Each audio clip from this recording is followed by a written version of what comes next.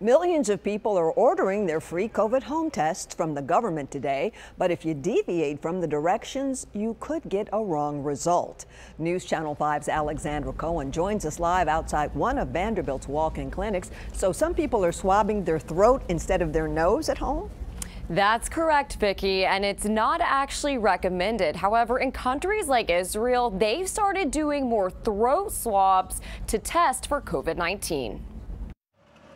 Some patients report their first symptom with Omicron is a sore throat. We're seeing a lot of scratchy throat, low-grade fever, significant nasal congestion, body aches. Using a home test to swab your throat instead of your nose is risky, according to Dr. Ed Shackelford. He helps run Vanderbilt's walk-in clinics. I honestly don't know that I would be able to swab my own throat, so I would in part worry that you just wouldn't get a good sample. I think certainly there is a risk of minor injuries, and that's why it's not been recommended by the CDC or the FDA to swab your own throat right now. Scratching your throat would hurt too, and most home tests are made for noses only. When in doubt, leave it to the professionals. I would also caution people that they may not be the most accurate test early on in symptoms, that if you have continued concern, at that point you may want to be seen at a clinic for a more accurate PCR test. Dr. Shackelford says they have a 50% positivity rate among patients with symptoms at the walk-in clinics. And we do